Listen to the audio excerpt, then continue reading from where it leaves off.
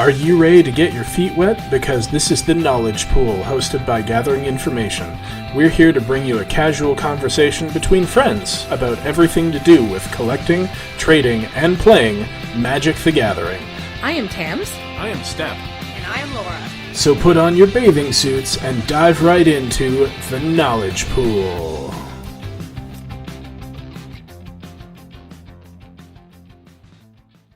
Oh my god, Step, do you know what episode it is? It's episode 27. He didn't look it up. Well, I did before, but that was a while ago. Ah. Hey everyone, and welcome to the Knowledge Pool. Splish Splash?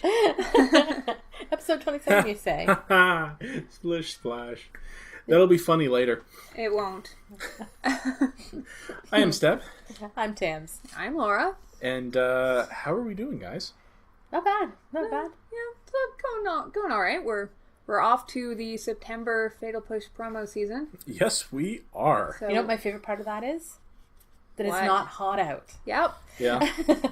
It's cooled down considerably here, which of course, I mean, it's now about 20 degrees Celsius instead of about 35, so Yes, it's it's so light. certainly bearable. For all you Americans, you can make that conversion yourself. That's right. You with your nonsense numbers. So, It's dropped from 80 to 60-ish. Yeah. sure. 85 to 65-ish, yeah. Yeah, something like that.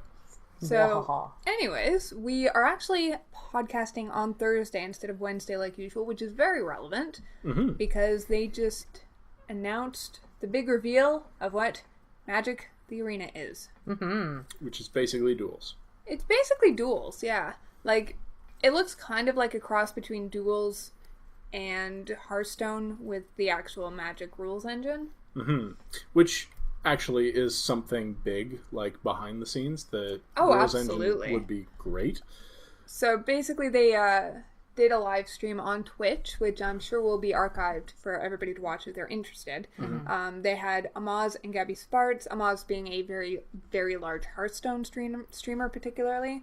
Although he does do a few other things. He was given a You're Famous invite to the last Pro Tour and a Tude. I think I mentioned it actually on the podcast previously. And Gabby Spartz, of course, is a Magic streamer and also does some coverage.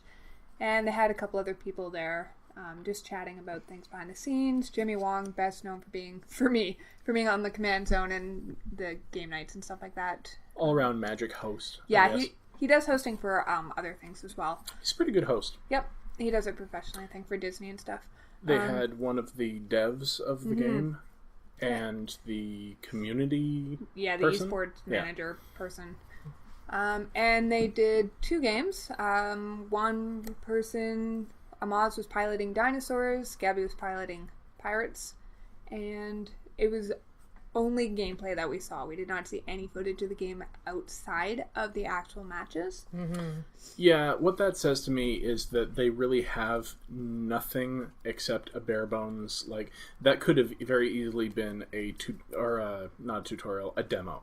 Yeah. And without any functionality whatsoever. Yeah, which so they basically said. They did say, it is pre-alpha, basically. Yeah. So it's not anywhere close to going public.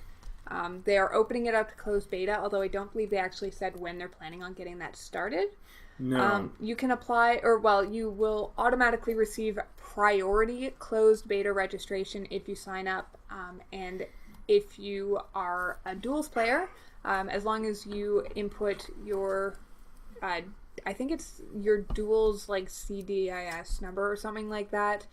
That'll get you priority registration, or if you include your DCI number and you also sign up for an Ixilan pre-release, either online or in person, you will also receive priority registration for that. Which tells me that they're not going to start the beta until after the pre-release. For sure, which is in, 3 weeks? So, yeah. It's I'd be surprised if they even got it started immediately after that. Yeah. So. Now, for me, the relevant information, and it's probably relevant for a lot of people, is it is a free-to-play with, if you want to be more competitive and do higher level stuff, you can have in-game purchases. Although they said that by not paying any money, you're not going to miss out on the full expansiveness of the game experience. Right. So they said that for the closed beta, they're only going to be focusing on Ixilan cards, but their plan by the time they do launch completely to the public, they will have all standard current cards, and going forward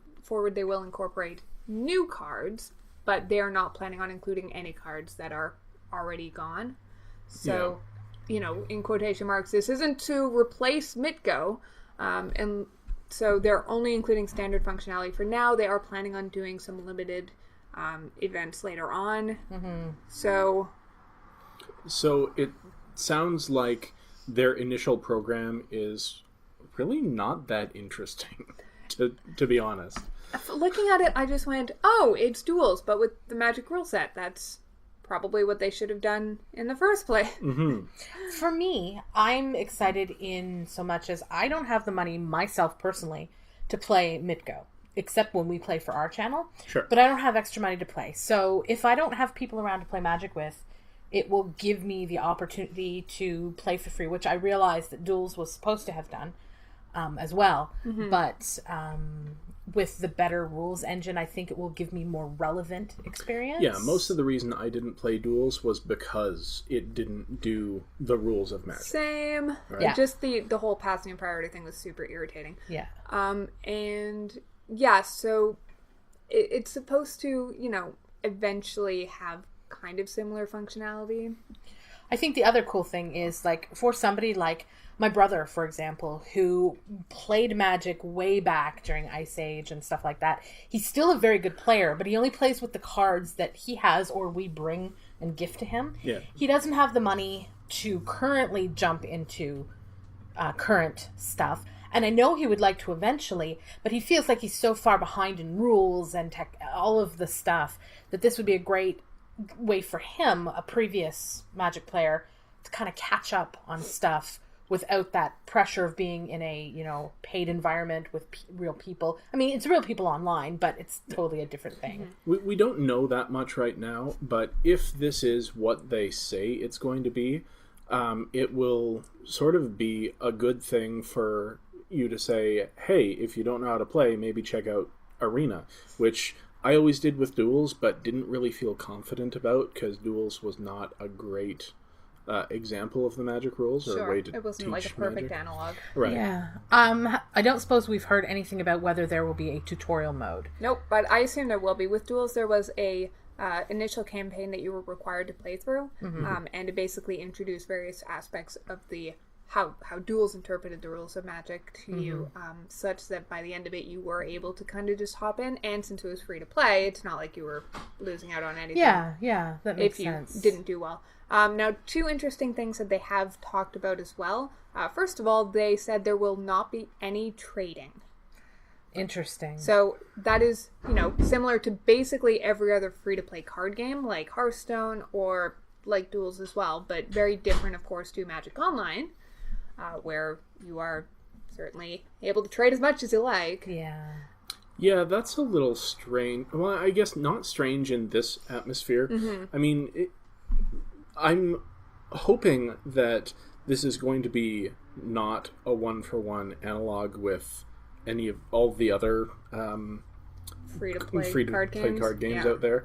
But I'm looking at Puzzle Quest as an example of what Magic has done so far and really dropped the ball as far as community and monetization of their products.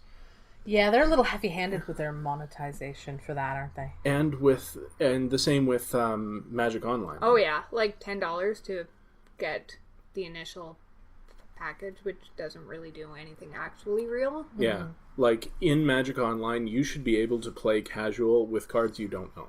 You should be able to test decks before going in to buy cards for their, queues or whatever.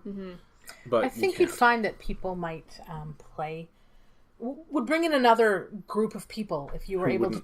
Yeah, because I would play Standard more online if I could try out some stuff first before I commit to buying all of the cards. And then, that's what's keeping me from getting into queues online is that I can't test a deck first before investing in it. Yeah. And then if you had to then buy the cards or trade for the cards to get into online events, that would be something else. But that's sort of off topic. I'm more... Oh, not really. But I mean, another interesting thing that they mentioned, they also, at the same time as doing the Twitch stream, they released an article where they detailed a few things that, they also did cover basically in the Twitch stream, but just it was in a written format. And they also released an FAQ that can be accessed through the MTG website. And on the FAQ, what they said was that they're thinking, and no definite plans, again, this is very early in the development process, they're thinking about having rewards that do cross over from the in-person to the MTG Arena. So like stage. You were saying, like Pokemon. Yeah, so basically how Pokemon does it, if you buy a pack, you go into a game shop, you buy a pack of Pokemon cards, you receive a code, you put it in online, and you receive that exact same pack online. Oh, that's cool. You only have to pay the once, and that way you don't feel like you're wasting your money by having to have a standard deck in person and also on Mitgo or whatever. I like that. Now, that's not exactly what they said, but they did say that they were thinking about having, like, bonuses, so if you attended a pre-release, you might get some benefit in Magic Arena for having done so. I assume it would be something more like a promo card. Yeah, probably. Which Hearthstone actually did at the beginning. There were a couple of promo cards for attending BlizzCons that you could only receive by doing that.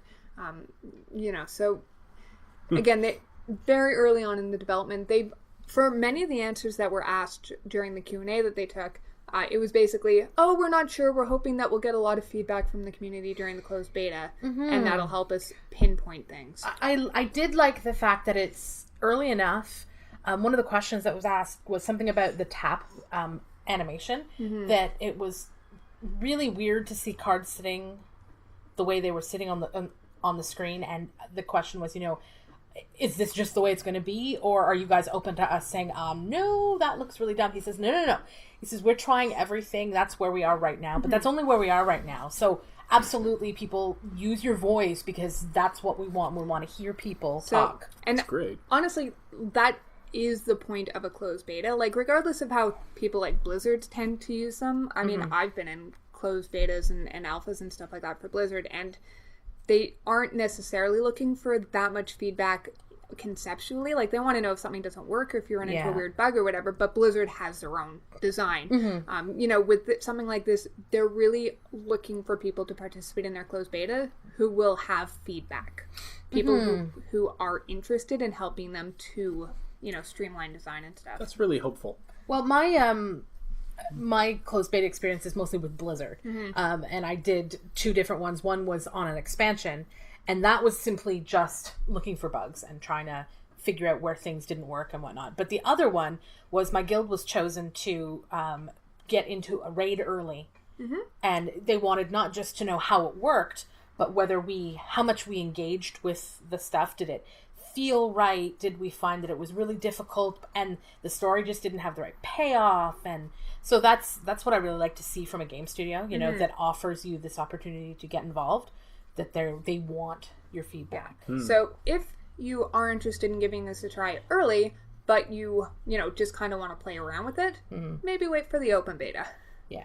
If you are interested in actually providing feedback and, you are interested in having some small voice in how things do proceed, then you can sign up for the closed beta today.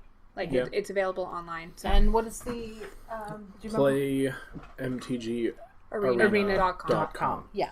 It's really easy to sign up. So the biggest thing that's going to make a difference for me is how functional the what do you call it? The interface is. Like, how easy can I jump into a game? Because that's another place that both Puzzle Quest and MTGO really fall down. Oh, absolutely. More MTGO than Puzzle Quest, but still, like, I should be able to load up the game and hit play and just be able to play something, right? I have my own kind of I'm wondering about, and I'm sure I'm not the only one who is, on a computer that saw its glory day a few moons ago. So I wonder if you're going to be able to turn down some of the graphic animations. Because it was pretty intense. There were a lot, and also they said that they are, first of all, like, starting off with having a lot of the animations on, like, the rares and the mythic rares, the cards that have a big impact when they when they are played or when they enter the battlefield or whatever. But they also said that they are planning on keeping up with what the meta looks like. So if some uncommon comes in and starts making a big splash, they would then go, oh, this is a card that should make an impact when it's played. So we're going to add an animation for that, even though we wouldn't normally do that for an uncommon. Which is a little... I mean, it's understandable, but imagine if you're playing a lightning strike, and every time you play a lightning strike, there's a 10-second animation. Yeah, well, they didn't seem to be very long. They were at second They were or two very at clear most. about saying that they were very But fast and... On the Yeah. other hand, I found it just way too busy. Like, the screen, there were, like, lights flashing everywhere. When you played a card, the mana, like, shot out at the card as it was on the stack And that is or whatever. not an unimportant point, because there are people... I mean, you start to get into...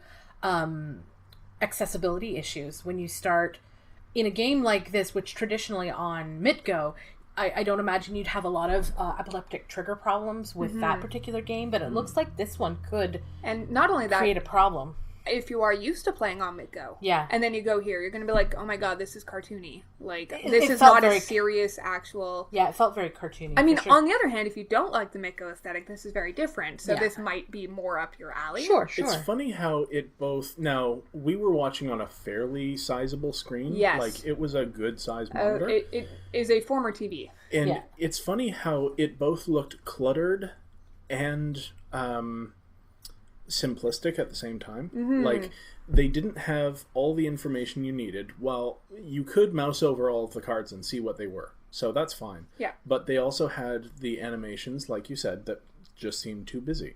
And I'm assuming you'll be able to turn those off? I would think so. I mean, you can in MidGo, and you can kind of do that in similar games. So when a company is demoing something for the first time, like they were, all of the graphics are going to be on high. Of course they are. All of the sounds Yeah. are going to be like their best quality Yeah. and whatever. So I imagine you'll be able to scale those back to almost nothing. Probably. But And there's really no way to tell right now. and again, this is still like a super early build. Yeah. So if it turns out that a lot of people give feedback saying, oh, we want it this way, or oh, we want it this way, like pretty much every, pre-alpha game I've ever seen looks completely different when it's released to the public. So One interesting struggle that I had, just because this is Magic and I'm used to playing it across a real table, was that all of the opponent's stuff came into the battlefield face up, which was weird. It was freaking me out, because usually the opponent's cards are upside down. yes. In fact, yeah. like, you didn't even notice, right? No. Like, I did, because you you complained about it several I I times. didn't notice it except at Hearthstone, so it's not something I thought about, but And- yeah. The other thing that was weird was that their life total was right side up too, whereas when they were at either 6 or 9, I was having a Sure. weird thing, because I'm used to seeing my opponent's life total upside down. if it's at 6 or 9. Now, that's not a fault of the game. That's just one of those weird... But if they are trying to appeal to the tabletop audience, which they specifically said they are, it's something to consider. Yeah, it's just... I would enjoy a toggle for, what is it? The Tabletop version, or... What is it that you call it in a flight sim when I you don't play invert the... In the mouse inversion thing? Yeah, mouse inversion. Yeah. Card Yeah. inversion. So, I don't know. Anyway, if I get into the beta, I'm going to have lots of feedback for them. Yeah. Positive, constructive, I'm sure. Anyway. So, yeah, aside from the small fact that they, at this point, I think it's fairly obvious that they completely dumped the existing MTG duels on very short notice, specifically because this game is designed to be that, but better. Which is not great for existing duels players, or at least the ones that were existing at the time when they made the announcement, so that still sucks for them. Yeah. Man, their community people have just not been doing their best work recently, Yeah. I guess. Do you know what I really did enjoy, though? What? Was a chance to get a look at some of the Ixilan cards in action. Yes. That was really cool. That was really cool. I don't know if you guys noticed, Hostage Takers was errated. On the, yeah. Good stuff. Good. So That's going to be interesting. certainly one benefit of playing online. Yeah. So, yeah, it was really interesting. Yes, they did also, like Tam said, spoil a couple of cards that had not previously been seen. Yeah. So I'm sure you'll be able to find those online. And speaking of spoilers, unless anyone had something else to add. Nope. No, I'm good. There have been more. Big surprise. Mm-hmm. Spoilers, no. Not only that, I mean, obviously we are talking about Ixilan, but I believe Eternal Masters is going to be, or Iconic Masters, whichever one's showing up at HasCon, is going to be completely spoiled in a few days. What? They're releasing all of them. Oh, that's right. Wow. Tomorrow, maybe? So stay tuned. Well, not to us, but definitely check out the interwebs for that if you're interested. I'm sure we'll be talking about it next week. Wasn't there something about Unstable coming out too? Well, it is coming out, yes. It is coming out. At some point. I don't think that they've really announced when it is that they're doing spoilers for it yet, but... Yeah, fair. So, Ixilan. So, Ixilan, tell us about it, Step. Well, okay, so they have spoiled both the Planeswalkers and the Planeswalker deck Planeswalkers as well. Yeah. And I wanted to have a little conversation. Have they said that they're only going to be the 2 Planeswalkers? No, they haven't. But they're I don't know if you'd call them flagship, but they're the ones that appear in the Planeswalker decks. Mm-hmm. So those are the ones that have been spoiled in the actual set as well. Sure. I just wanted to have a conversation about the Planeswalker deck Jace. Okay, let's have a conversation. Tell us about it, Step. So Jace Ingenious Mind Mage is... I don't know. I mean... You have a problem with Ingenious Mind Mage? Look, I'm just saying that the man has memory wiped himself about 8 zillion times. I don't know that he's what I would call necessarily the ingenious... Well, he did just get wrecked by Bolas. Does that make him ingenious? It means that he's fallible, or that Bolas is just that good. What part of that makes Jason... Okay. So, Jace Ingenious Mind Mage. 4 blue for a 5 loyalty Planeswalker. I'm out. 6 Really? mana is much too much for anything. Are you sure? His +1 is draw a card. I like it, but... You like it, but... I like it, but 6 mana is a lot. His other but you're playing +1... in blue. Yes, unless you're control. Unless you're playing, of course, unless you're playing my favorite archetype of Simic, which gets you to 6 mana by turn 4. I'm just saying. Okay. His other +1 is untap all creatures you control. Okay. Like all of those mana dorks that you use to cast Jace. Okay. Then his -9 is gain control of up to 3 target creatures. What do you think of 6 mana draw a card for the next, infinite turns? You can do better. Yeah? I'm just curious if this one might be a, maybe not standard playable, but somewhere playable Planeswalker deck Jace. Which would you rather have? This or Pull Through Tomorrow? I see your point. I don't know. You can tutor him up with, what is it? Yeah, you'd rather have the Pull From Tomorrow. Jace's Sentinel? So, all I'm saying, historically speaking, the Planeswalkers are dreadful. And 6 mana is an awful lot to be spending on a Planeswalker. I would say underpowered. Fine. They're not usually standard playable. I think it's a fun card. Really? Yeah. How so? In a Planeswalker deck experience, it looks like a card that's going to get to draw you a bunch of extra cards. And that's always fun. So how about the opposing Planeswalker deck Planeswalker? The opposing? Will you get to turn 6 so that you can start drawing cards for infinite value? Well, she's also 6 mana. So for a 4 loyalty Planeswalker. Oh my god, inferior. Right? She is 4 red-white for a legendary Planeswalker hotly. And I'm sure this will be hotly contested. You're terrible. Her +2 is put 2 +1/+1 counters on up to 1 target dinosaur you control. Okay. Wait, so already she combos very well with actual Planeswalker Hotly. Yes, which creates dinosaurs with her 0. Mm-hmm. Her -3 is target dinosaur you control deals damage equal to its power to target creature you don't control. Okay. I want to put a pin in that and come back to it. Okay. Her -7 is dinosaurs you control get +4/+4 until end of turn. Alright, so you can play her and immediately minus her to have your dude punch another dude. Yep. Or you can plus her 3 times and then minus her and maybe win the game. Yep. Okay. So, again, she's just okay. But I think it's interesting that one of the decks is blue and one's red-white. But... I mean, it's going to be blue-green because Woodland Stream has been confirmed. Yeah. But blue-green versus red-white, yeah. I also find it interesting, and let's check out actual Hotly. Yes, alright. So, actual Hotly, we talked about Jace last week. This time we're talking about the interesting Planeswalker. Warrior Poet is 3 red-white for a legendary Planeswalker Hotly at 3 loyalty. And I've got to say, from the artwork, she looks like she could take him. Yeah. Yeah, I'd say so. Yeah. Her +2 is you gain life equal to the greatest power among creatures you control. So, anywhere from 0 to, like, 8, realistically. Sure, yeah. I'm gonna just call that gain 4 life. In red-white? Probably.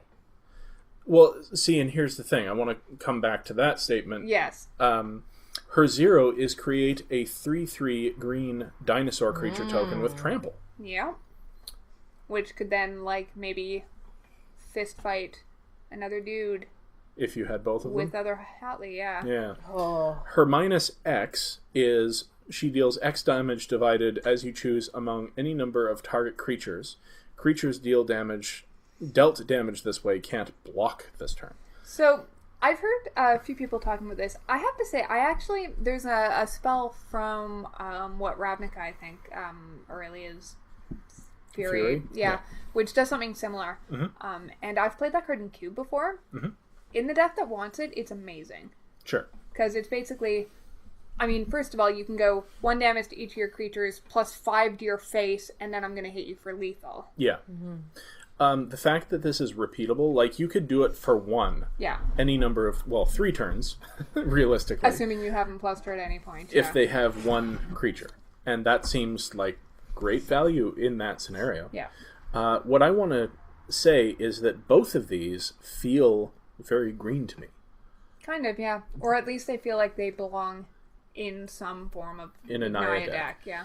Like, she feels a lot like Garruk with the making 3/3 beasts. They're dinosaurs, but they're basically beasts with trample. And then the other Hotly, where I stuck the pin, was at the which deals damage equal to its power to a creature you don't control. Which is Ambuscade in this particular set, which is a green card, because it's almost always a green card. Green removal is usually some variation of this. That effect has been in red, but it is a green ability. And the dinosaurs get +4/+4. They don't get trample, but that's very similar to Overrun. And not only that, but a lot of the dinosaurs in this set are some combination of Naya colors. Yeah. Like, a lot of them are green because they're dinosaurs, but there are also red and white ones. So it seems like they're setting up to have some sort of Naya tribal deck. Mm-hmm. I just wonder if she wasn't, like, too red, white, green in development, and then like, no, that's too tough to cast. Let's scale it back. What do you think? It's possible. I like it. The only other red-white planeswalker I know of is Ajani Vengeant, which is completely different from this. So Nahiri. All right, Nahiri. Just of rotating course. out. Mm-hmm. Yes, I never played with Nahiri. I am very much looking forward to getting your hands on her. Cross my fingers. Crushed by her? No, play her. She's right up my alley. She's a lot better than the last red-ish female planeswalker we saw. Chandra? The last one? Semut? Oh. Semut was last. Yeah, but she's not red. She's red-green. Yeah. I think it's... reddish. I think it's interesting... I mean, obviously they were not expecting current standard because current standard has bans that they weren't foreseeing when they were initially doing testing and stuff like that. But, like, currently there's a mono red deck which is not seeing anything of importance really rotating out. Incendiary float's going, but it's being replaced by Lightning Strike. So basically the actual deck... Lightning Strike. Yeah, which is at an instant. You lose the exile clause, but you can still do it at an instant speed, and it's basically the same otherwise. By the by, Lightning Strike right there. You are? He's on the crow's nest of a ship. Interesting. So, I mean, Ramen Up Red, assuming it's any good in Standard, will continue to exist as a deck, and it's not going to splash white for this. No. Or anything like that. So it'll be interesting to see if there is some new deck, actually beyond the jank that we would tend to put together, which actually would run something like this. Or if there is, in fact, just a straight-up tribal deck. I'm just going to say first pick and draft. Like, 3/3s all day. Absolutely. Also, I just read the flavor text for new Lightning Strike. Yeah. Storm on the horizon, Captain. Grick Dubin, last words. That's good. Apparently. Oh dear. Yep. So yeah, they've again have announced that it's being reprinted, which is what people are now saying, because they had announced, we're bringing back a reprint that you wouldn't be expecting, and they didn't actually specify how many they were going to be doing. So people are basically theorizing that this is going to be it. I don't think so. I mean, it is a reprint, but it's not one that I wouldn't expect. Yeah. So I am crossing my fingers for Birds of Paradise and not getting my hopes up. You and everybody else in the interwebs. Yeah. Yeah, I think it'll be funny if they do have something, a better reprint. I mean, not the Lightning Strike's not good. It's certainly fine. And, I mean, it's strictly better than Open Fire, which is the same thing but more expensive. Yep.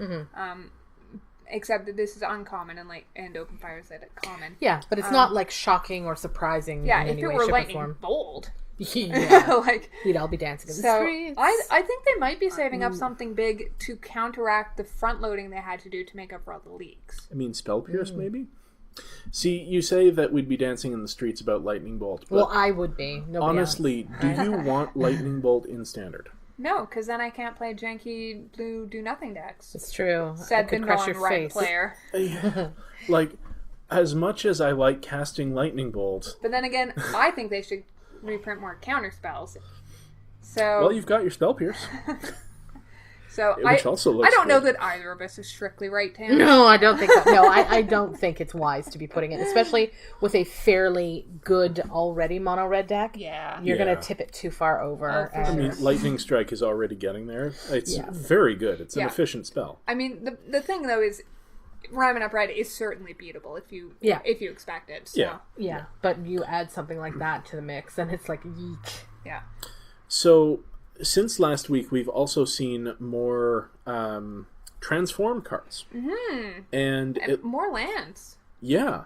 Are they all lands? I think they're all lands so far. The ones that I've seen so far have been, yeah. The thing that I like about it is that the one... Which one was it? There was something that became... We just saw it in the... I think it was one that was spoiled online. So it's 2 and a green for an enchantment card. And basically you look through the top, I think it was 4 cards, and you get to pick a land or a creature and put it into your hand. Mm-hmm. And then if you have 4 or more creatures on the battlefield, you transform it. And then it turns into a land. And it can either tap for green, or if you have, again, 4 or more creatures on the battlefield, or no, sorry, just in general, I think, you can just tap it to add a green for each creature that you have on the battlefield. So, Growing Rights of Itlimoc, and then Itlimoc, Cradle of Sun. Yeah, so basically, if you transform it kind of right away, it's a 3-mana Gaia's Cradle. Yeah. That got you a card. Mm-hmm. Which... And that taps for green mana, even if you have nothing on the battlefield. Is not Gaia's Cradle, but is still very good. Yeah. What's it sitting at? Rare? And, yeah. Yes, it is a rare. Yeah. So if they have more of this kind of thing where they're reprinting or not reprinting very valuable, very old cards that see play in, cubes and whatnot as transformed lands, that would be sweet. Yeah, I mean, in your I can't afford a Gaia's Cradle because they're really expensive cube, this would certainly be an alternative for it. Mm-hmm. Mm-hmm. I'm wondering, how good would it be in that cube? I guess we'd have to find out. It would be probably strictly worse just because it actually costs mana. You can't play it on turn 1. Because you can't do it on turn. Yeah. I mean, you're not... Do you play Gaia's Cradle turn 1? Not usually, no. So you would go like Forest, tap it for birds, turn 2, play 2 more 1-drops, or play a 2-drop Dork, and then play Gaia's Cradle for 2 more. So turn 2 or 3, and this is sitting at turn 3, and then you have to do stuff. But still, I love this as a phenomenon. Yeah, for sure. I appreciate... I mean, everybody likes lands that do things. This is kind of the reverse of that. It's a card that does something and then turns into a land, which means, does stuff. Yeah, which does stuff as well. So, because even just... I mean, you wouldn't play 2 and a green enchantment, look at the top 4, take 1. No. But, I mean, it's not terrible. No. Yeah. What else do we want to talk about? Oh, of course there's going to be one more Planeswalker that we haven't seen yet. Yeah. Yeah. Just by the, I think by the, how do they call it? Yeah. Well, by the fact that... I was thinking of more the number of cards. Oh no, I'm thinking like there's a red-white one, there's a blue one. Obviously there's going to be a black-green one who is a pirate Gorgon who we already know is going to be in the set. Because she's probably going to be a Planeswalker. Yeah. Yeah. Turning a Planeswalker back into a legendary creature. The thing about Ixilan lore-wise is that it is a plane Planeswalkers cannot Planeswalk from. They are trapped. That is interesting. I guess we'll see how that we'll see. Out, if you haven't read the story about it, basically Holly is a person whose spark ignites, and she's able to, or like she realizes that there are other planes, but that's about it. It's kind of like you look out the window, you go, "Oh, there's stuff outside," but you don't realize that there's a door right beside you that you could walk through to get to those other things. Interesting. Ixilan's Binding is an enchantment. I wonder if it's going to have... Is it a story card? It is a story spotlight. The first story spotlight. I see. So, I might as well read it. Yeah. 3 and a white for an enchantment at uncommon. When Ixilan's Binding enters the battlefield, exile target non-land permanent and opponent controls until Ixilan's Binding leaves the battlefield. Your opponents can't cast spells with the same name as the exiled card. Wow, that part makes it pretty good. So a 4-mana O-Ring, which O-Rings all other copies of the thing. Yeah. That seems sweet. What's the flavor text? It's great sideboard material against Aethworks Marvel. Yeah. Oh, wait. The sideboard cards are coming along just a bit too late. Jace awoke to the certainty that he was lost. So good that he knows something. Well, he's lost. He's probably forgotten where he came from, and that's the reason. Poor Jace. Well, didn't he already forget where he was from? Yes. Like, we haven't seen Vryn yet. Don't know when we're going Jace himself doesn't know what's up with Jace. I don't doubt that. So goes with his emo aesthetic. It's the shapes that the set shaping up to be interesting. A lot of tribal stuff going on again. Oh yeah. In fact, they just spoiled a black-white planeswalker in Japanese. Or planeswalker. Legendary creature. It's a vampire, right? Not legendary? Not legendary. Ha, yes. There's a vampire, knight, probably, for 3 black-white, or white-black, with vigilance and lifelink, that you can tap and pay 7 life to destroy target non-land permanent. Activate this ability only during your turn, or possibly at sorcery speed. And it is a 4/4. 4/4 for 5 that you can... With Vigilance and Lifelink. Destroy stuff. Already play it. Yeah. And then occasionally, with the life that you've gained off him, if required, you can kill something. Seems good. Yeah. Vampire Knight? Is this not going to be a vampire pirate? That would be sweet. Oh my Probably gosh. not. It looks like one of the Spanish, whatchamacallums. Conquistadors? I mean, is wearing the Spanish hat. Yeah. So. Guess we'll see. I guess we'll see, but it looks pretty interesting. I'm starting to get hyped. Well, yeah, we got knew it was going to happen. Pre-release coming up eventually in a few weeks. Yes. Our local shop has just posted sign-ups for it. Yep. I have already signed up for shocked. the Saturday. Oh wait. Me too. Yeah. So, you might not be shocked, but you will be lightning struck. Maybe not. I guess we'll see. I don't think we've played against each other at a pre-release for a while. I think the last time was during the Aether Revolt, where I had the... Did I play you with my sweet blue-black mechanized production control deck? Yes. Yeah. And I was green-white, I think, with no removal, but lots of creatures. Who needs removal against a mechanized production control deck that is mono removal deck? Yeah, I might have crushed him.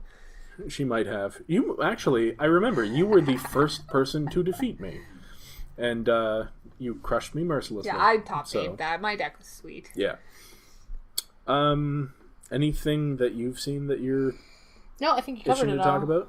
All right. Thanks. Well, there will be more spoilers to come. Yes. So I guess speaking then of FNM, it is September. We had our first Friday with the spiky, foily, expensive Fatal Push promo. Mm-hmm. I know we were all slightly, we had a discussion many episodes ago when Wizards first announced that they were discontinuing the cards as promo and switching over to the tokens, the double-sided ones. Mm-hmm. And we were talking about spikies versus, they wanted the more casual players at FNM or whatever their plan was with that. So our store has an kind of, I guess, interesting way of doing things for this particular set of FNMs because they figured attendance would be very high. So for June, July, and August, whenever you attended an FNM, you got a participation counter. Was it an FNM or any event at the store? I think it was just FNMs. Okay. If you bribed the shop owner with a doubling season, you got double. No, I'm just kidding. He did say that. Nor is that my joke, by the way. I'm ripping that off of our friend Judge John. But so if you had 3 or more participation counters, you're allowed the chance to register early. Mm-hmm. Spacing permitted.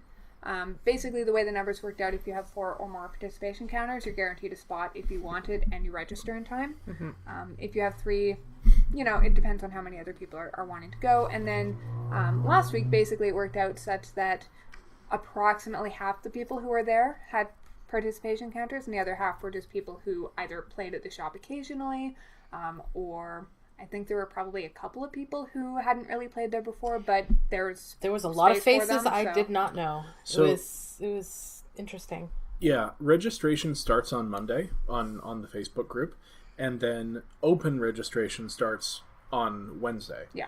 And as of Wednesday morning this week, FNM was full. Which is funny, because last week it didn't fill up until late Thursday. It's interesting. Yeah. I guess there were a few people who didn't get to make it. Mm-hmm. Yeah. And this week I know all the names on the list. Yeah, me too. Yeah, it's going to be nice. It's going to be like Cheers. Yeah. So, anyways, how did everybody do? Steph and I were in the same draft pod. Tams was not. So, Tams, how about you go first? Sure. I was in a great group. I had a lot of fun with the people that I was with, which is so nice, Oh, absolutely. I did something I never do, and I didn't listen to myself when I drafted. I didn't listen to how I draft normally, and I didn't listen to that little voice. It's like, don't do that. That's dumb.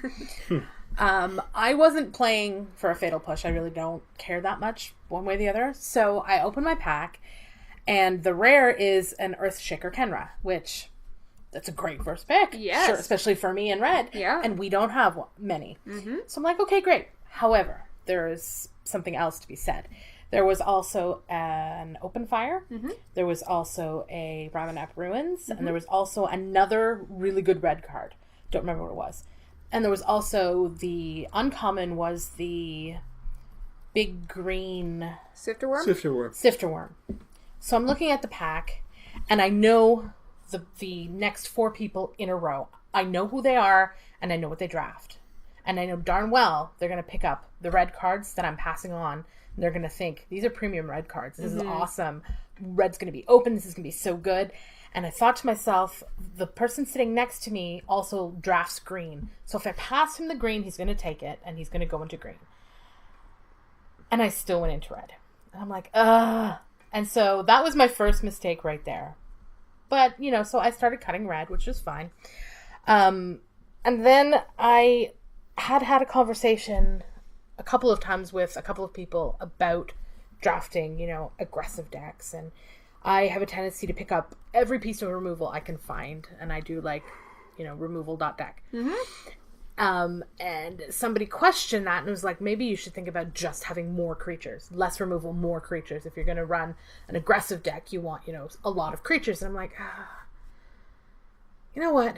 I'm going to try. I'm going to try that, and I'm going to pass this decent removal. I'll get a couple pieces later because this is a really good aggressive creature where normally I would take the good removal. Mm-hmm. I paid for it. I'm never doing that again. Oh my god. So I went 0-3. Yeah. Oh no. It was miserable. Now, to be fair, the deck is fine. It's perfectly... Fine. It's fine. It's good. It's solid. It's reliable, so to speak. But it wasn't reliable because I just had one of those nights where you just could not get the lands you need when you need it. I just was like, hey, look, 856 lands and no creature cards. Or, hey, look, I never got my red. It was just one of those nights, and that wasn't the deck. That said, I have a Sandblast, a Blur of Blades, and an Act of Heroism as Ouch. far as... And then I'm running a Pursue Glory and a Trial of Solidarity. So, yeah. No I mean, removal, the trial huh? is good. That's not removal for me, man. Nope. No. The Sandblast was great, but the thing is, when you have so little removal, you're just sitting there. And the thing is, in red, and I should have listened to myself, because in green, you can go a little lighter in your removal because you've got 5/4s and 6/7s, and you're like, okay, a big creature's as good as a removal spell. I'll just block your creature and kill it.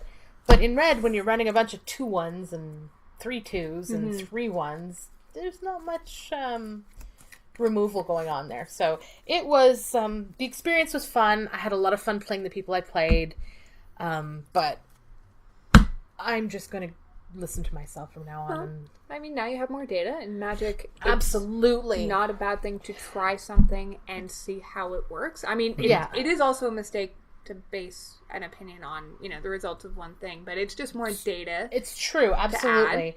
And that's the thing is I've been trying to look at how I draft and see where I've fallen into the trap of samesies all the time, and thinking, okay, well, it works, but is there something I could be doing better? Yeah. Could I be tightening this up? Could this be a little different? And I've been asking Step questions like, okay, so what do you consider to be an aggro deck? What does an aggro deck typically have in your brain? Or what does a control deck have? Like, what kind of... Because I'm curious, because everyone will have their own slightly different idea. And so this week was just a trial. Okay, I'm going to try and do it this way. And I really want that Urshaka Kenra. And I mean, it doesn't mean that I couldn't have jumped into another color. And midway through pack 2, I was like, damn it, I should be in black. There was some really sweet black removal going around that wasn't being taken. Yeah. And normally I would have jumped. Because I have no compunction about jumping. And I mean, that is an interesting draft strategy to go, okay, I'm probably putting the next few people to my left, at least their second, third, fourth, whatever pick's going to be probably red. So on pack 1, I'm just going to cut red as hard as I can. And then pack 2, I'm going to see what everybody passes me. Yeah. And I'm just going to take the best color in that direction. And then pack 3, I can swap back into red. Yeah. My problem was that the packs that I had coming my way, there just wasn't a ton of red anyway. So it didn't really work as well as I would have liked. So I ended up going red-white. And it's fine. Yeah. But I didn't do very well, so... It's a strange issue of these packs anyway. We've talked about it before. And just the pack curation is weird. Yeah, there's... It is. Like, color clumping. We had even a couple people in our pod mention that and go, hey, do you remember that one pack where there were literally 6 quite playable, good quality green cards? Yes. And there were 3 green drafters at least. Yeah. But, like even 4 first pickable red cards in your pack, and you're like, Yeah. Yeah. Like, I'm sending a signal here, but I don't mean to do so. Yeah. I think I talked about a draft early in the format about, or maybe in Amonkhet about that, where I think it was Amonkhet. the 4th guy in a row was like, this is a signal, this shouldn't be here. I knew, because I opened that pack, what was in that pack, and that was just the 4th best red card, but it was still a first pick, right? Yeah. And just... So weird. It was a magma spray, so it must have been or a No. magma jet, whatever. Magma spray. Magma is spray. The 1 mana red. Yeah. So it must have been Amonkhet. Yep. So how about you guys? How was your pool? Well, like you said, or like Laura was saying, our pool was a little weird. Yeah, our pod was a bit odd. Yes, thank you, Step. Some of us can do it too. What? Fun with words. Odd? Your pod was on. Pod. Oh. See, we'll walk here I you was through thinking, it. So. no, we had a full pot of 8. What are you talking about? Yes, our pod was really strange. So there were I think 4 people, including myself, who I knew. There was another person who I knew just through the community, but whom I never actually drafted with. There's someone who was fairly new to drafting, which always makes interesting signals happen. And there was a veteran who hadn't been, like, when I played against him, he tried to put damage on the stack. I remember that. And I'm like, whoa. Yeah. That's old school. Yeah. It was like, sack this with damage on the stack kind of thing. And like, that's not... Sorry, that doesn't... Damage doesn't go on the stack. Doesn't work anymore. Yeah, it was an interesting experience. Yeah. So, how did you do? I went... Well, what did you draft? Okay, so... My pack 1 pick 1 was I was going in ready to win a fatal push. Right. And so my pack 1 pick 1 was Angel of Condemnation. And I'm like, boom, if I can play this, I'm going to win some games. Yep. And it turns out I was right, except that I was not in white. Oh dear. Yes. So my deck was blue-green, and when I opened pack 2... I'm sorry, no. When I got past 3rd pick, an Amit Eternal in pack 2, I decided to take it. As you do. Then not see any more black cards. So it's just, somebody didn't read this card and see how good it is. It was opened directly to my left. I was in black. Yeah. Yeah. So that must have been and painful. The fellow directly to your left, I believe, or to your right, was also in black, wasn't he? Yes. Yeah. Um, Actually, the guy who opened it was also in black. but he didn't know how good He did it not is. read the card 100%. I don't think he was very familiar with the set. It's funny because if you don't know, Ahmed Eternal doesn't look that good. It's 2 and a black. It's a 3-mana 5/5. It looks for amazing. a 5/5 with a flick 3. So that all looks great, right? But then whenever an opponent casts a spell, put a -1/-1 counter on it. So you're like, oh, it's just going to kill itself. That's no good. Here's the thing. I still remember being new to Magic, so I can tell you, was he a fairly new player? I don't know. Because he was one of the people who was new to us. Okay, Yeah. because for me, when you start getting into stuff like that where I'm not sure I understand it and I don't understand the format? I don't understand what the rules are and how this is going to play, I just pass it because I'm not going to bother trying to figure it out. Right. Okay, fair. It's just funny, he actually ended up in red-black. Yeah. Which is exactly where this card So wants to good. be. So Anyway, good. I picked it up because I thought, that's a splashable black card.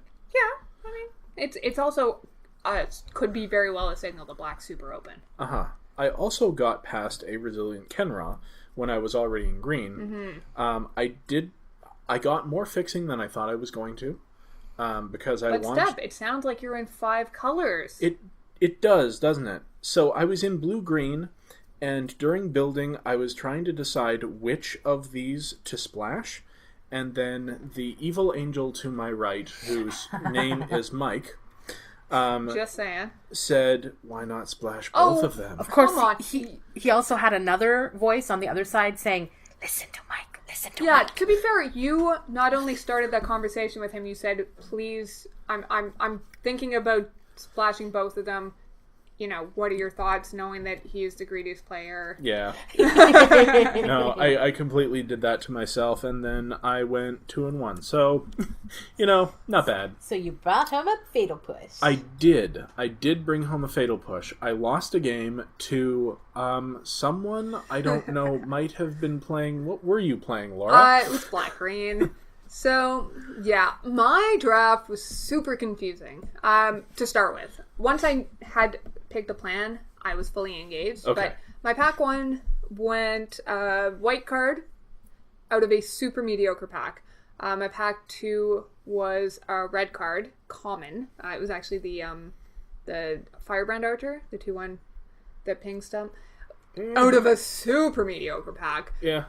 Pack 3 was a Sifter Worm. Ooh, I went, oh, green must be open. I guess. So, look, I picked the first 2 cards going, none of these cards are first pickable. I'm just going to pick the best card out of each of these, according to me, based on the information that I have play in the format and what I like to play in the format.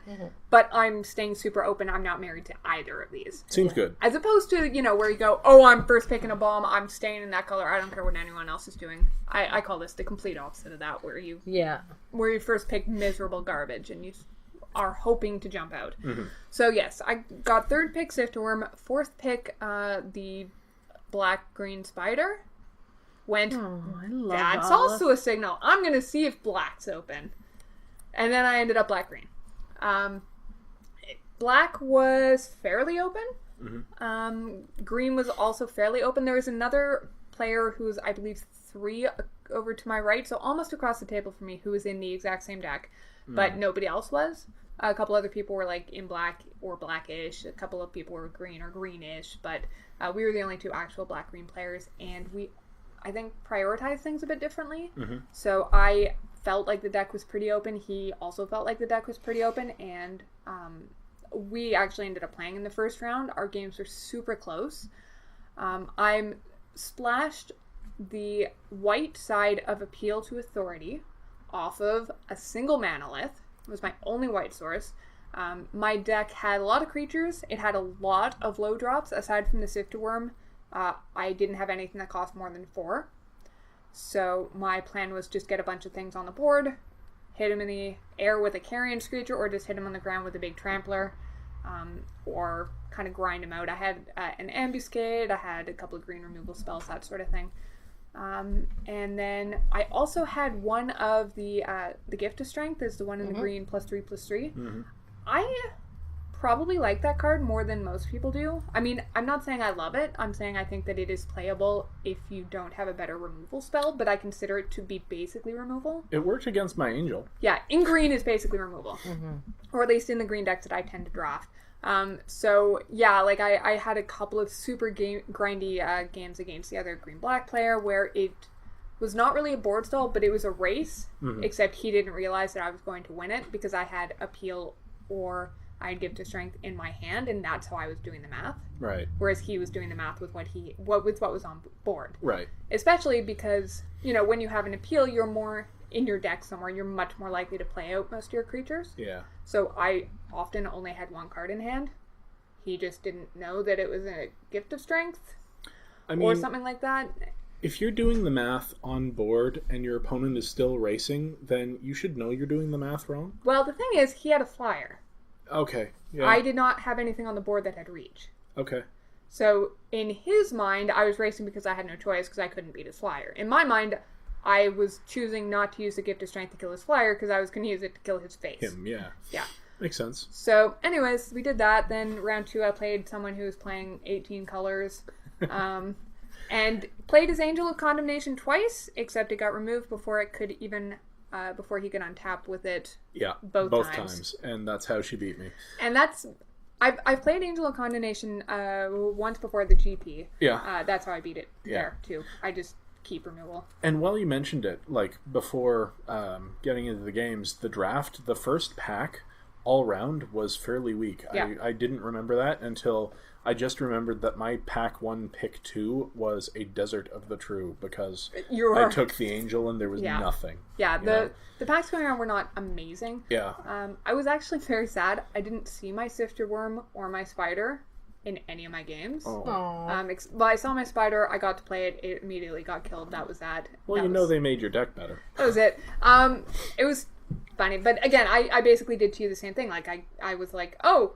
Okay, well, I will attack you in the air for lethal with my Appeal. Yep. Because you can't do anything about it. Yep. So that was kind of how I won the third round as well, which I did. I 3-0'd, so I won the draft, which is great. Nice. I didn't have to play the guy who I've lost to in the finals for the last 2 weeks in a row, because he 0-2 dropped, after playing also a 4-color monstrosity, I think. Yeah, his didn't have an Angel of Condemnation. Yeah, it also didn't have quite the fixing that yours did. It also didn't get the Ahmed Eternal, which he would have loved to get, but I took, so... So, I think round 3 I was playing, I think it was red-blue. So you were playing what he would play anyway. Basically. And, yeah, just our games, again, they went quite long. We were actually the last 2 there. Yeah, we left before you were even done. Yeah, we intentionally drew, so we were just playing for the extra pack, so nobody was waiting on us for results before they could get their prizes. Everybody knew where they placed once everybody else had finished. But yeah, our third game especially went super, super long, and then it was basically who had more stuff in hand, and he top-decked a couple lands in a row. I top-decked a couple lands plus an Appeal to Authority in a row and won the game immediately. Yeah. Because Appeal is just that good in a creature deck. My first round was like that, where we were top-decking, but my opponent was making bad decisions, so... That's tough, because, like, you're happy, but you also feel bad. Yeah, like, I had my Angel in hand the first game and didn't even play it because I didn't want to commit more. Like, I was winning, so if there was no reason to play it, I wasn't going to play it. Yeah. You know? I think one of the things that's probably made me a better Magic player, and that I think has allowed me to do a lot better at FNMs for the past year or so, I've just gotten a lot more patient with removal. So, especially when I'm playing a creature deck, and I know that my plan is to just, you know, kind of trade if I need to, and if not, hit them in the face a lot. And then when someone plays an Angel of Condemnation, like, oh, I've had this Ambuscade in my hand for the entire game. I've literally never really needed to use it because I've always been happy with how things are going. Now I have the answer right away. I don't have to worry about it. And yeah, I think that, you know, being a bit more patient with removal when you have the luxury of doing so, and just having made mistakes that ended horribly as learning experiences. It's funny because my level up was in the opposite direction, where I have always been very patient with using resources in video games, especially. Like any RPG, I'll come to the end of and never have used a potion, you know, because I just go back to the inn and heal or whatever. Like even if it takes 20 minutes to get there. So that sort of thing is common for me. So realizing that I can maybe make this game 5 rounds quicker if I just take this creature out now and continue to swing. That was what I really needed to work on. And of course, it's a balance of the two, right? Absolutely. But like, and it's also deck dependent and matchup dependent. Oh, absolutely. And you know, if you can 2-for-1 them, maybe that makes it worth it. Dependent. Yeah. But if this is literally the only removal spell you have in your deck, that's something to consider. And what bombs they have. So that's why we like Magic, right? It's complicated. Yep. So back to the initial topic, now that we've talked about how things went, was it too spiky for us? Was there a difference? There was definitely a difference. I noticed that well, like you said, there were a couple of people who had never been out before, and at least 2 of them were spiking it. The guy who O2 dropped is usually first, second, or third. Well, that is true, but I mean, he also had 13 participation counters. He's almost always at FNM. Yeah. So, you know, he's just also a very good player. Yeah. I was in the... You were in the fun pod. In the pod with the regular crew, so I really didn't notice any discernible difference. You were in the party pod. Yeah, I was. I wasn't the only one of our pod who just had no luck. Judge John was also in my group, and he had an amazing deck. His deck was basically mine, but better. Yeah, and he had the same issues I had. He just could not catch a break. His was way better than mine. I never played him, but he also didn't luck out. But no, I don't think I noticed any real difference. There were some really grindy games, super grindy games. Thankfully, I wasn't in them. Yeah. But yeah, that's funny. Actually, we had a super slow player in our pod, so all of our rounds went to turns except for the final one, because that one didn't matter as much. Yeah. That was where patience came in handy. In the first, he was my round 1 opponent. Yeah. I think he was just not confident in his play yet. Like that was kind of what I got from why he was taking so long. New. I think he was one of the ones who'd only drafted like once before. Yeah, which is fine because you know you want to make sure you're playing your best. Yes, but it does get wearing a little bit. Fortunately, none of our games in our pod ended in a draw. No, our round 3 where we ID'd was the only draw in our pod. There was a draw in our pod. Yeah. So if I recall, though, you barely finished. You guys were on turns. Yes, that is true. I would have 1 in 1 if I hadn't killed him. Yeah. But yeah. or if he managed to squeeze it out. Yeah. I was a little concerned about that, but suddenly we have the downpour. I was a little concerned about that just because we had both been top decking, so he could have maybe turned it, but I was playing very carefully not to let that happen if at all possible, you know? So I also didn't notice that much of a difference. My round 1 opponent was absolutely there to spike. He was actually one of the ones who I knew just through the community because that's the kind of player that he is, which is totally fine. Yeah. It was a bit of a different experience, but you will also just occasionally play a player who's taking it more seriously than you are, and that's, again, fine. You were my second round opponent, and my third round opponent was against the nicest player in Magic, almost. So, I was also playing against people that I knew, so I didn't notice much of a change. I wasn't playing atmosphere against people that I knew, so I noticed because of that. But anyway.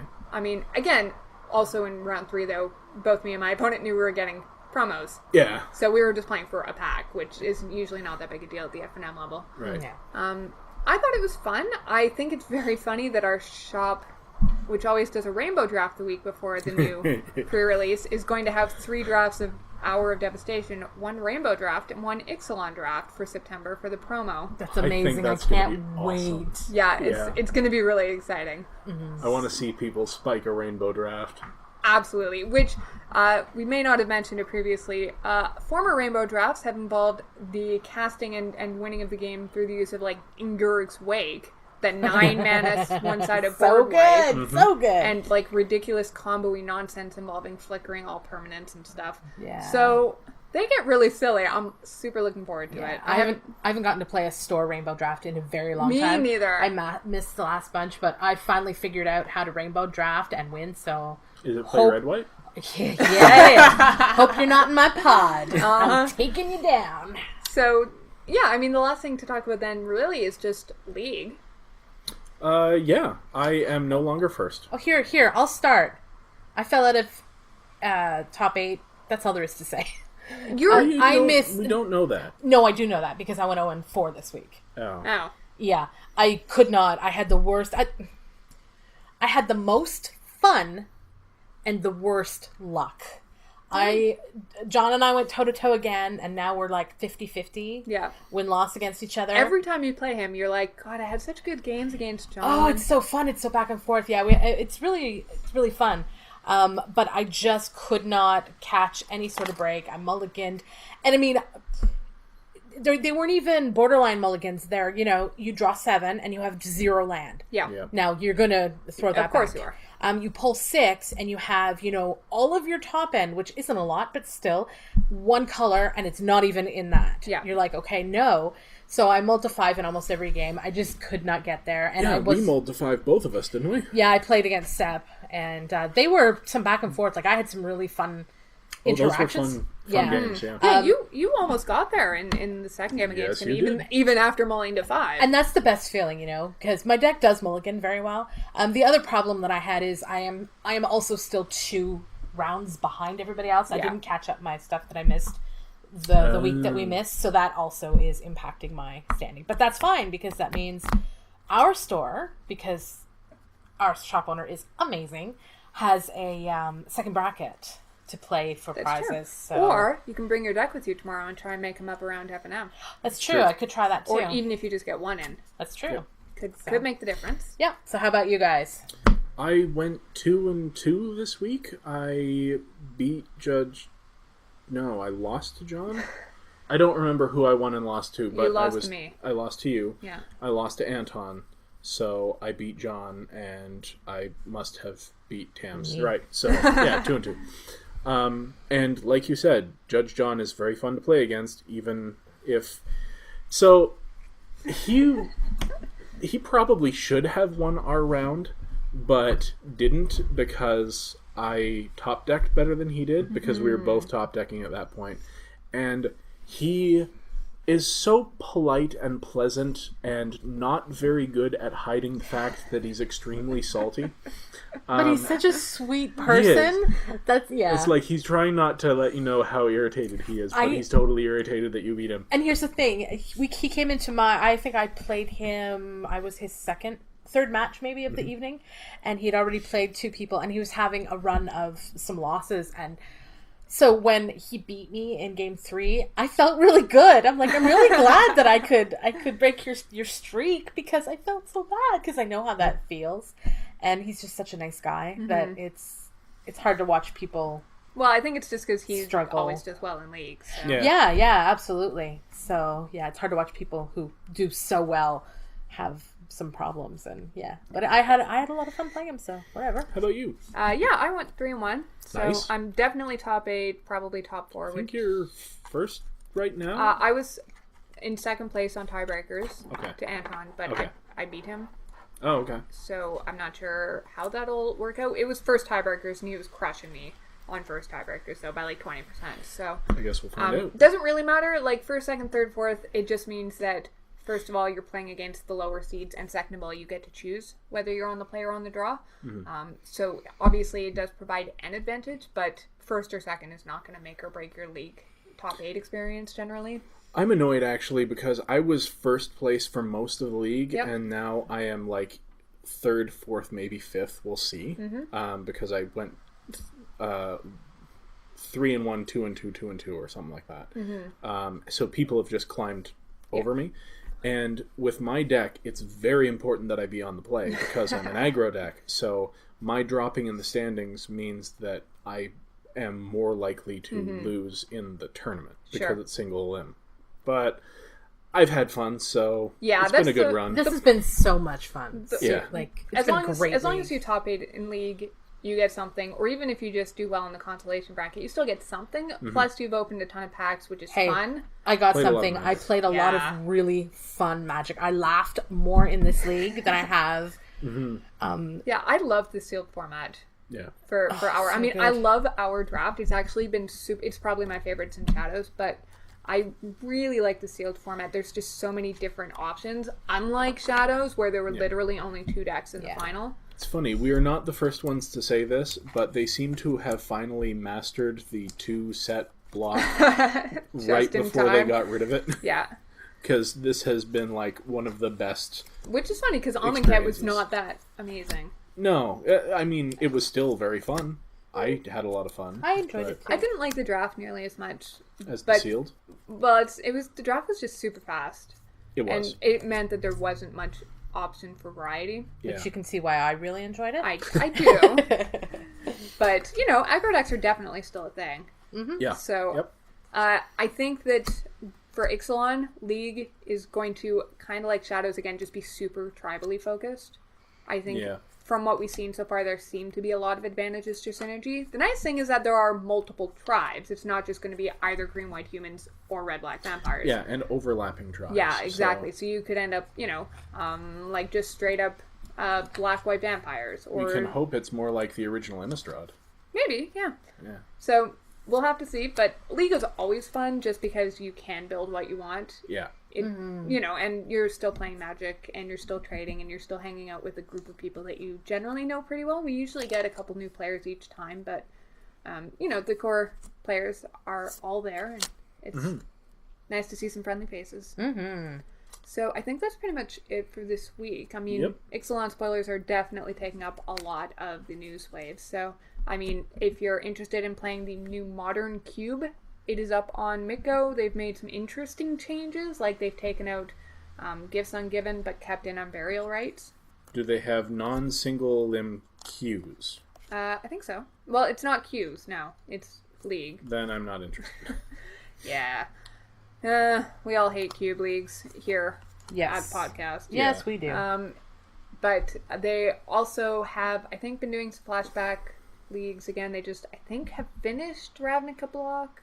Or just straight up Ravnica. So, again, if you're interested, go check that out. Also, Vintage Leagues are up. Well, I mean, none of us currently play, but cards are always cheaper online, and you don't have to play the most powerful decks, I guess. Yeah. So.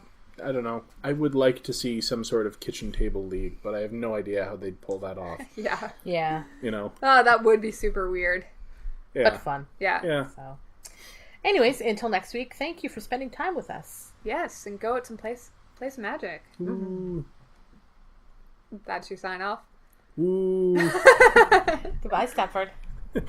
See you next week. No, you gotta talk. That's how this testing thing works. Well, you're doing all the talking for us. But Yeah, you're carrying this episode, Tams. Yeah. great. I'm sorry for everything you're going to hear, which is going to be nothing. All right, so can you say a few more words for me? A few more words. For you. You two are so not helpful.